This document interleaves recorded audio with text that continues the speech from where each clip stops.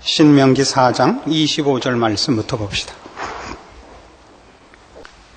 신명기 4장 25절에서 31절까지 보겠습니다.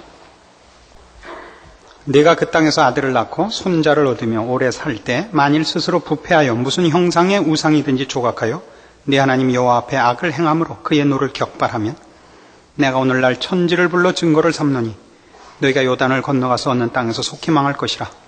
너희가 거기서 너희 날이 길지 못하고 전멸될 것이니라.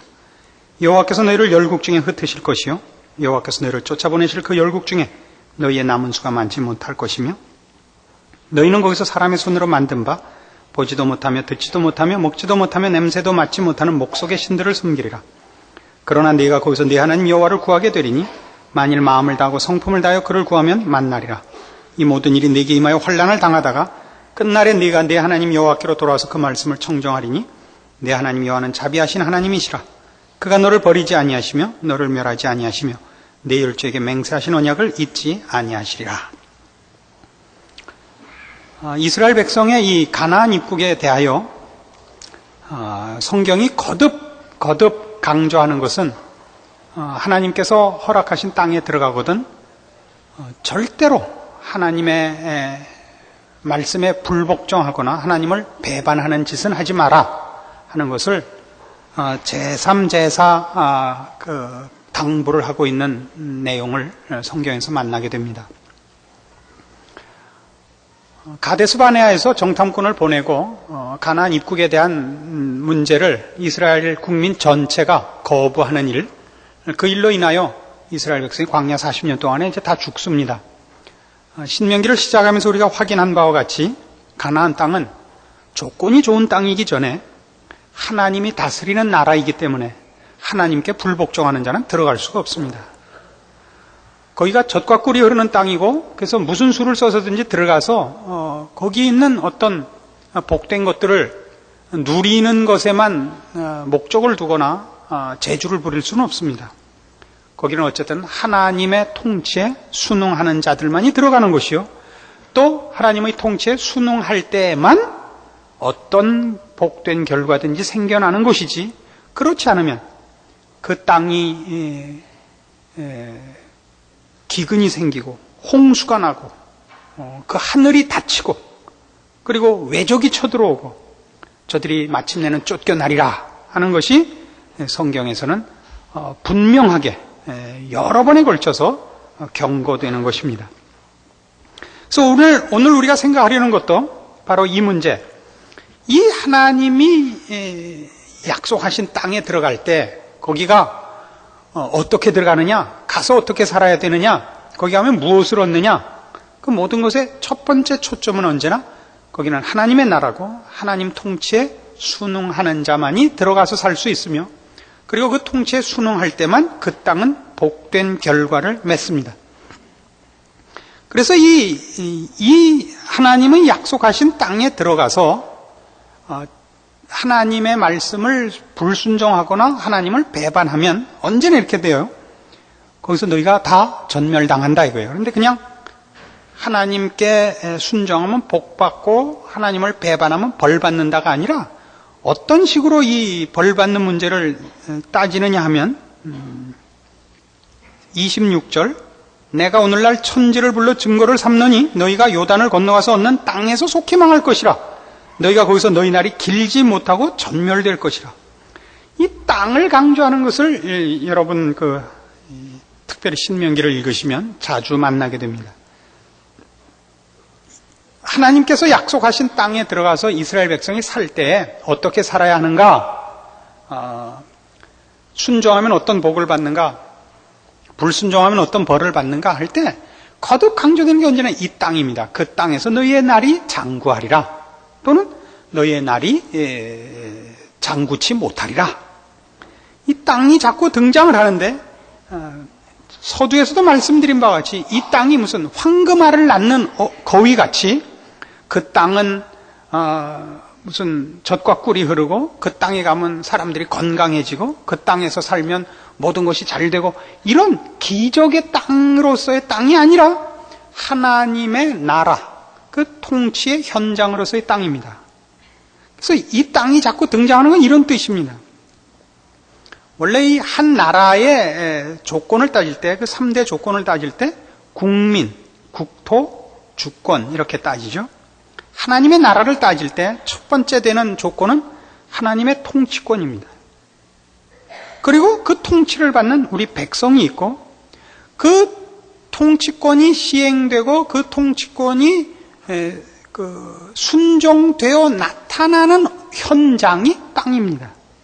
그 땅이라는 무대가 성경에서 사실은 중요한 문제로 언급되고 있다는 것을 놓치지 않아야 됩니다.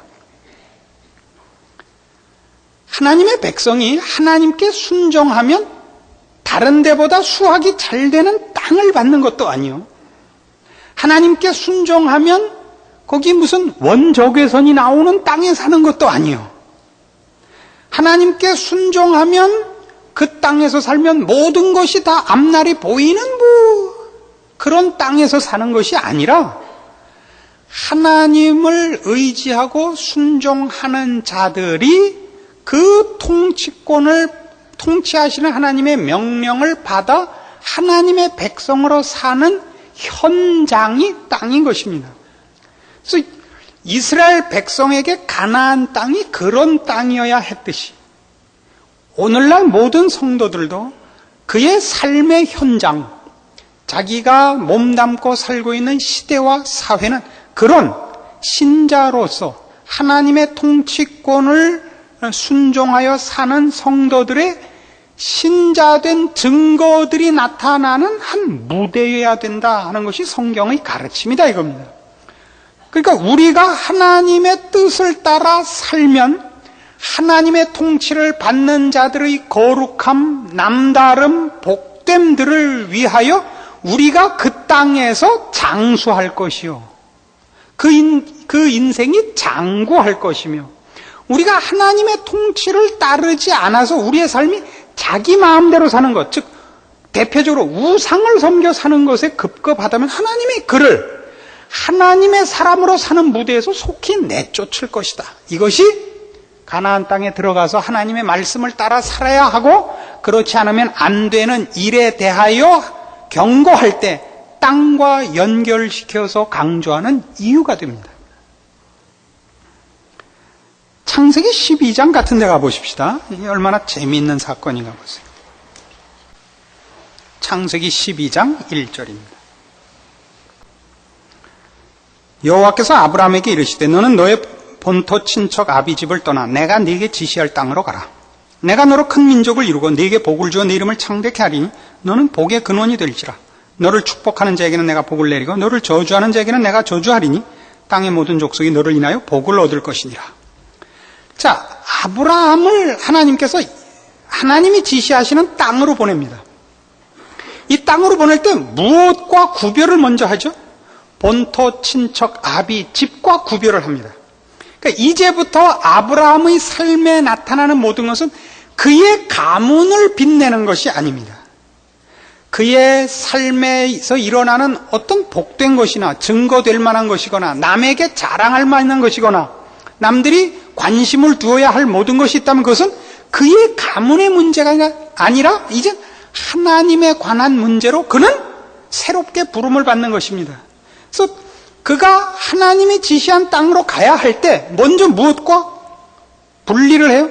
본토 친척 아비 집과 분리를 해서 이제부터 아브라함은 자기 가문을 빛내는 자도 아니요, 그 아브라함의 선조의 무슨 음덕을 받아서 형통한 자로 존재하지 않고 이제부터는 하나님의 통치하에 있는 사람으로서 그가 사는 자로 구별되는 것입니다.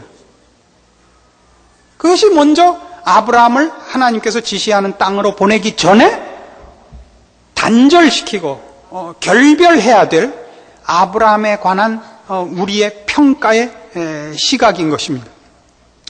그래서 그를 이제 불러다가 하나님께서 그를 큰 민족을 이루고 그 이름을 창대케 하고 복의 근원이 되게 할 것입니다.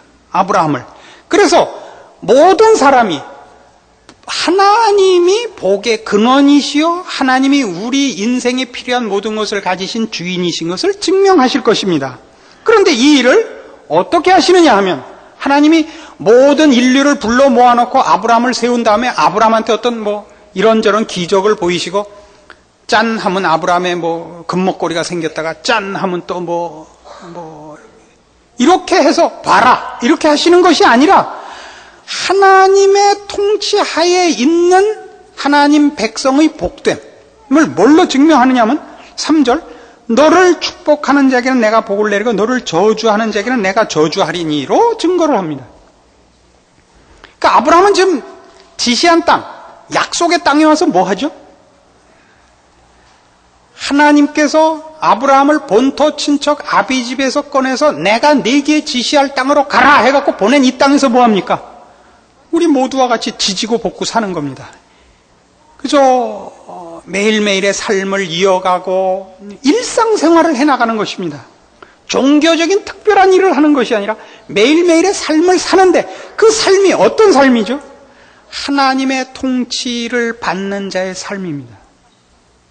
의와 진리의 거룩함으로 지으심을 받은 새 사람입니다. 그 일상사 속에서 그가 그런 하나님의 통치를 받는 자로 거룩하게 삽니다. 작은 일에 충성하며 삽니다. 그걸 보고 저 사람은 나와 다르다를 확인하고 그를 그렇게 만드신 하나님을 보는 자는 복된 자요. 하나님을 믿어봤자 금 나오고 은 나오는 거는 아니더라 해가지고 아브라함이 어떻게 우리와 다른지를 못 보는 자는 저주받는 자인 것입니다. 그러니까 아브라함을 축복하는 자와 아브라함을 저주하는 자가 생기는 이유는 이겁니다. 만일 아브라함에게서 아브라함이 가진 닭은 다 금달걀을 낳고 아브라함이 가진 소는 다 우유 대신 금을 낳아도 웃음네요. 그건 또 하여튼 초코 우유를 낳고 그러면 누가 저주를 하겠어요? 그렇잖아요. 아브라함의 다른 점은 세상적으로 봐서 다른 것이 아니라 영적 차원에서 다른 것입니다. 그는 이 가나안 땅에서 그 약속의 땅, 하나님께서 지시한 땅에서 묘지 밖에는 불화받은 것이 없습니다. 나그네 된 인생길을 걸은 것에 불과하지만 그를 보고 사람들이 하나님이 누구신가를 알며 하나님의 통치와 보호 속에 있는 인생의 복됨을 보도록 아브라함은 부름을 받고 있는 것입니다. 그것 때문에 아브라함은 그 약속의 땅을 뭐 해야 돼요? 가능한 한 많이 돌아다녀야 되는 셈입니다. 많은 사람을 만나야 되는 것입니다. 자기 하나 편안해야 되는 것이 아니라 어떤 의미에서 말이죠. 그래서 우리 지금 이 신명기도 언제나 바로 이 문제 때문에 오늘 우리가 이 땅과 연결된 내용을 논하는 바로 그 초점들을 이렇게 얘기하곤 했습니다. 신명기 4장으로 돌아오셔서 5절 보세요. 신명기 4장 5절 내가 나의 하나님 여호와의 명하신 대로 규례와 법도를 너희에게 가르쳤나니 이는 너희로 들어가서 기업으로 얻을 땅에서 그대로 행하게 하려 함인즉 너희는 지켜 행하라. 그리하면 열국 앞에 너희의 지혜요 너희의 지식이라.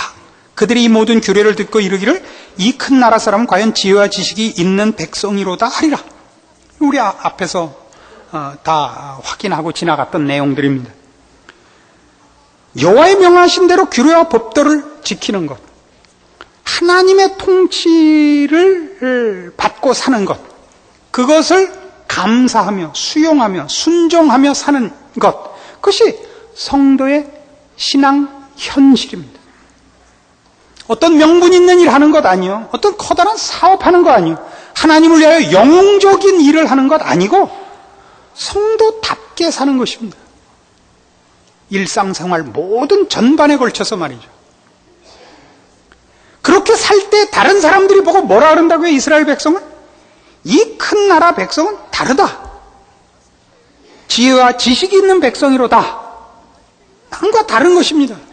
우리식 표현으로 하면 바로 생명이 있고 진리가 있는 사람들인 것입니다. 이것이 성도의 신앙 현장입니다. 우리는 자꾸 무슨 하나님을 위하여 큰 사업을 하려고 그러지, 우리가 변하고 우리에게 허락된 인생을 통하여 내가 다른 사람으로 변한 것으로 증인되는 일에 대하여는 너무 소홀히 하는 버릇이 있다 이겁니다. 그래서 이런 거 어때요? 마태복음 25장 31절. 마태복음 25장 31절. 인자가 자기 영광으로 모든 천사와 함께 올 때 자기 영광의 보좌에 앉으리니 모든 민족을 그 앞에 모으고 각각 분별하기를 목자가 양과 염소를 분별하는 것 같이 하여 양은 그 오른편에 염소는 왼편에 두리라. 그때 임금이 그 오른편에 있는 자들에게 이르시되 내 아버지께 복받을 자들이여 나와 창세로부터 너희를 위하여 예비된 나라를 상속하라.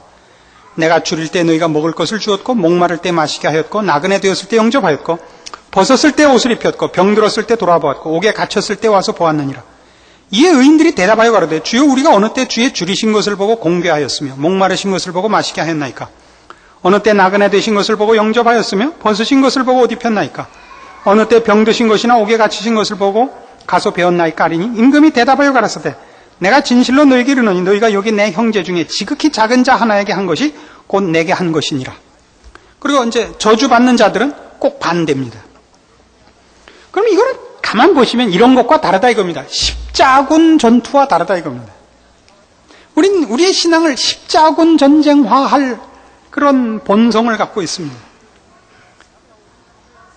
주를 반대하는 악한 무리를 쳐부수고 하나님의 높으심을 이런 승리와 정복으로 이렇게 드높이는 일. 그래야 가서 파괴하고 하나님의 편을 드는 진심과 열심이 이렇게 가장 크게 드러나는 어떤 일로 바쳐지는 것이 신앙의 최고의 모습일 거라고 자꾸 생각을 한단 말이죠. 아니에요. 신앙생활은 나가는 싸움이기보다는 지키는 싸움입니다. 그러니까 여기 지금 이 마태복음 25장도 보면 여기 복받는 사람들, 하나님 앞에 마지막 심판자에서 칭찬받는 사람들 다 뭐죠? 너희가 지극히, 이거 뭐라고 됐어요? 여기 내 형제 중에 지극히 작은 자 하나에게 한 것. 이건 말이죠. 십자군 전쟁으로는 못 만나는 겁니다. 그럼 큰 일을 하려면 이런 작은 일을 만나지 못합니다. 이런 작은 자는 어디서 만나냐면 그저 집에서 맴맴을 돌아야 만나는 일입니다. 우리 삶의 현장에는 이런 작은 자가 얼마든지 있습니다. 그러나 보란듯한 큰 일을 하러 나가면 이런 건 눈에 보이지 않습니다. 하나님이 우리에게 주신 것이 우리가 터닫고 그리고 일상생활을 해야 할 무대입니다. 어떤 큰일, 전쟁을 하고 기적을 이루고 주를 위하여 무슨 제사를 바치고 하는 무슨 제단이나 무슨 비법이나 이런 것으로 우리에게 맡기질 않고 하나님의 사람 된 자의 근본적인 변화가 모든 분야에 걸쳐서 드러난 것으로 증명되는 것, 일상생활입니다. 이 마태복음 25장에 나오는 이 심판의 모습은 대단히 재밌습니다. 41절에 나오는 또 왼편에 있는 자들에게 이르시되 저주를 받은 자들아 나를 떠나 마귀와 그 사자들을 위해 예비된 영원한 불에 들어가라. 저도 놀랍니다. 왜 우리는 벌을 받아야 됩니까? 너희는 내가 줄였을 때, 내가 목말랐을 때, 내가 헐벗었을 때, 내가 병들었을 때 돌아보지 않았다. 44절 저희도 대답하여 가로되 주여 우리가 어느 때 주의 줄이신 것이나 목마르신 것이나 나그네 되신 것이나 벗으신 것이나 병드신 것이나 옥에 갇히신 것을 보고 공양치 아니하더이까. 주님이 굶주렸는데 내가 왜 안 돌아볼 사람입니까? 이겁니다. 그렇습니다. 오늘날도 이것은 분명한 신앙 행위다 하는 데는 모두가 벌떼같이 덤벼들어서 일을 해요. 전도, 무슨 은사, 철야기도 이런 데는 모두가 다 열심을 내지만 평상시에 그가 맨정신으로 있을 땐 신앙인 같지가 않아요. 약을 먹어야만 신자가 돼요. 불행한 일입니다. 그래서 우리는 이런 구절들도 한번 되새겨봐야 돼요. 마태복음 28장 18절.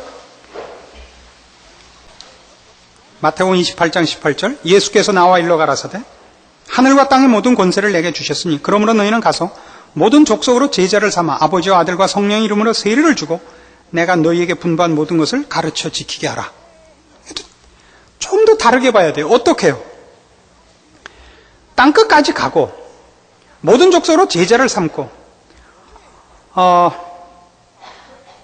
주께서 분부한 모든 것을 가르쳐 지키게 하는 것, 다 우리가 해야 되는 일입니다. 그러나 그 일은 그렇게 막 이렇게 어떤 운동을 일으키고 사업을 하듯이 이렇게 적극적으로 돌진하는 것만은 아닌 것 같습니다. 아버지와 아들과 성령의 이름으로 세례를 준다는 게 뭐죠? 세례를 받는다는 것은 성경에서는 연합한 자라는 뜻입니다. 성부와 성자와 성령의 이름으로 세례를 받는다는 건 그가 성부와 성자와 성령 하나님께 속한 자라는 뜻입니다. 그러니까 세례를 주고 저들을 제자를 삼고 내가 너에게 분부한 모든 것을 가르쳐 지키게 하는 모든 것은 저들을 변화시키는 것, 이 세상 사람이 아니라 하나님 나라에 속한 자로 변화시키는 것입니다. 그건 다른 식으로 얘기하면 우리가 지금 신명기에서 보는 바와 같이 주께서 가려 뽑으신 이스라엘 백성입니다. 너희는 내 백성이야. 너희는 제사장 나라다. 너희가 이 약속한 땅에 들어가거든 너희는 내 법도를 지키고 내 말을 따라 살아라. 왜요? 그렇게 할 때에 하나님이 우리에게 무엇을 주시며 우리를 무엇을 목적으로 하고 계시며 본질적으로 무엇을 바꿔놓는가가 증명이 될 것 아닙니까? 우리가 하나님을 믿었다 말았다 하면 밤낮 맞았다, 매맞았다, 고쳤다, 매맞았다, 고쳤다 이것만 하고 있을 수는 없잖아요. 우리가 하나님에게서 도망가면 하나님이 와서 우리를 치시고 우리가 회개해서 다시 불러가고 이게 사사기예요. 또 잘못하면 얻어맞고 그런 하나님이 버리지 않기 때문에 또 회개해서 오고 그럼 뭐만 하는 거예요? 집 나갔다 집 들어왔다 집 나갔다 집 들어왔다. 그럼 언제 공부를 해요? 언제 훌륭해져요? 하나님이 우리에게 요구하는 것, 성경이 우리에게 요구하는 것은 순종하여 하나님이 의도하는 사람의 그 발전된 진전된 모습을 보여라. 그걸 위하여 약속의 땅이 있는 것이요, 그걸 위하여 예수 그리스도 안에서의 삶이 허락되는 것이요 우리에게 요구되고 있는 것입니다. 근데 그 예수 그리스도 안에서 지금 신명기식으로 얘기하면 가나안 땅에서 하나님의 통치 안에 들어간 자가 하나님의 통치를 거부하면 그때 복을 줄 수가 없죠. 그럼 얘기가 안 맞잖아요. 알아들으시겠어요?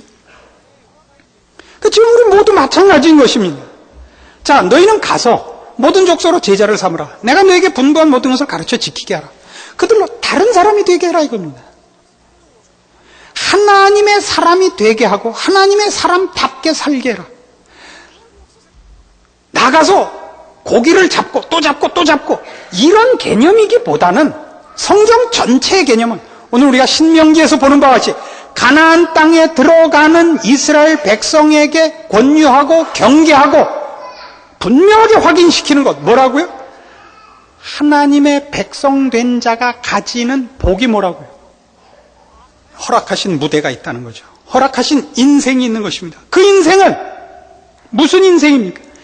예수 믿은 자의 하나님 백성으로서의 변화와 영광으로의 성장의 기회들인 것입니다. 들락날락의 싸움이 아니라 말입니다. 거기서 어떻게 누가 더 많은 젖과 누가 더 많은 꿀을 쌓고 있는가의 싸움도 아니라 말입니다. 본질적으로는 난 이런 복 받았다, 난 이런 복 받았다, 난 이것도 한다, 난 이것도 한다가 아니라 사람 자체가 인격과 전 존재적 차원에서 다른 사람으로의 변화, 그 진전, 그 영광을 향한 승리, 그걸 위하여 그 땅이 있는 것이요, 그리스도 안에가 있는 것이요, 여기서만은 그러므로 실패해서는 안 된단 말입니다. 광야에서는 물이 없으면 반석에서 물을 먹고 적을 만나면 나가서 이기고 너무 뜨거우면 구름 기둥이 오고 너무 추우면 불 기둥이 오고 이게 문제가 아니라고요. 왜 기적은 광야가 더 많다고요. 그러니까 그 모든 것은 다 최소한의 생명을 보존하는 것에 불과하고 비로소 가나안 땅에 들어가야 이 생명이 꽃이 피고 열매를 맺고 무성해진단 말입니다. 그러니까 신앙생활이란 뭐냐? 왜 예수 그리스도 안에 있어야 되느냐? 그게 무슨 애 학교 붙고 무슨 병이 낫고 하고 싶은 건 다 되고 내가 미워하는 사람은 째려만 보면 아프고 이런 싸움이 아니고 예수 믿는 사람이 세상으로만 알고 있었던 인간의 어떤 모습, 허무함, 커봤자 체중만 느는 거 이런 거 아닌 영원과 영생을 향하여 하나님이 우리에게 허락한 영광된 것으로 어제 몰랐던 대로 더 깊고 더 넓고 더 높고 더 덜한 말이에요. 욕할 뻔했네.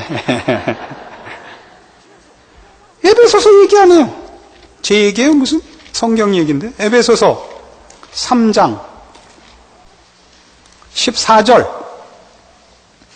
이러함으로 내가 하늘과 땅에 있는 각 족속에게 이름을 주신 아버지 앞에 무릎을 꿇고 비노니 그 영광의 풍성을 따라 그의 성령으로 말미암아 너희 속사람을 능력으로 강건하게 하옵시며 믿음으로 말미암아 그리스도께서 너희 마음에 계시게 하옵시고 너희가 사랑 가운데서 뿌리가 박히고 터가 굳어져서 능히 모든 성도와 함께 지식에 넘치는 그리스도의 사랑을 알아 그 넓이와 길이와 높이와 깊이가 어떠함을 깨달아 하나님의 모든 충만하신 것으로 너희에게 충만하게 하시기를 구하노라.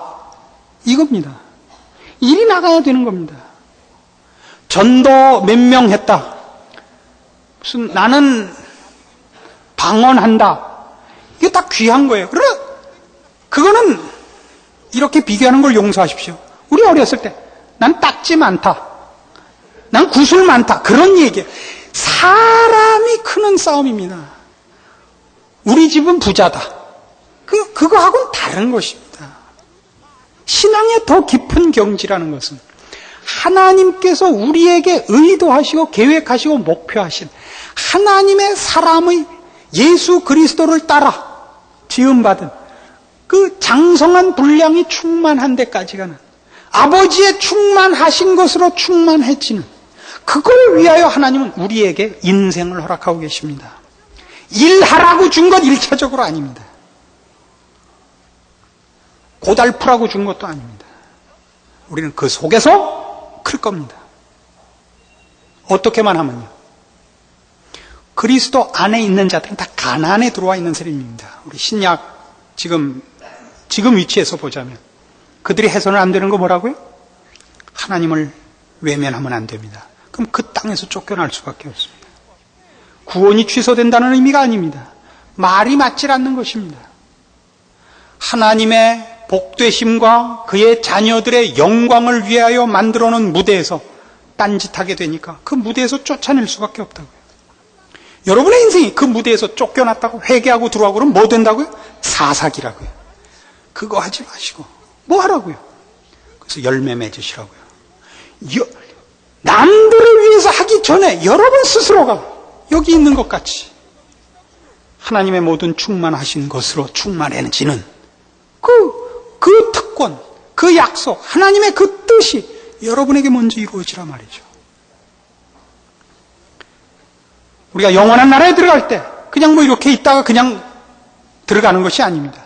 이런 하나님의 허락하신 영광의 어떤 그 완성으로 말미암아 그 앞에 가서 설 것입니다. 우리의 인생이 비록 이 세상에서 이 세상의 악한 풍조와 악한 권세와 악한 환경 속에서 살기 때문에 고달플지는 모르지만 우리는 근본적으로 지금 예수 그리스도 안에서 살고 있는 것이요. 누구도 뺏을 수 없는 하나님의 복주심과 하나님의 뜻하신 목적이 이루어지기 위하여 그 앞에 부름받고 있는 것입니다. 우리가 받은 부름에 합당한 순종과 깨우침과 열심과 진심을 바쳐 하나님의 사람의 복된 자리에 여러분 모두가 아무도 탈락하지 마시고 그 영광의 자리에 서시는 모두가 되기를 권합니다. 기도하십시다. 하나님 아버지 은혜를 감사합니다. 하나님께서 우리를 예수 그리스도를 본받아 그 장성한 분량에까지 세우시려고 우리를 예수 그리스도 안에서 하나님의 자녀 만드셨고 그 안에 살게 하셨습니다. 우리가 우리 혼자 살지 않고 주 안에 살고 있으며 내가 사는 것 아니요 주님이 내 안에서 사는 것입니다. 마땅히 하나님 앞에 순종하며 살아야 할 것이요 하나님의 자녀로 완성되어야 할 것입니다. 살기는 세상 사람같이 살면서 필요한 것만 주 앞에 찾으러 오는 못난 신앙에서 벗어나게 하시고 더 깊고 전인격을 바치고 진심을 바쳐 하나님의 사람으로 풍성해지고 충만해지고 자랑스러워지는 자리에 서기 위한 올바른 분별, 깨우침, 결단 순종 있게 하시옵소서. 예수님의 이름으로 기도합니다. 아멘.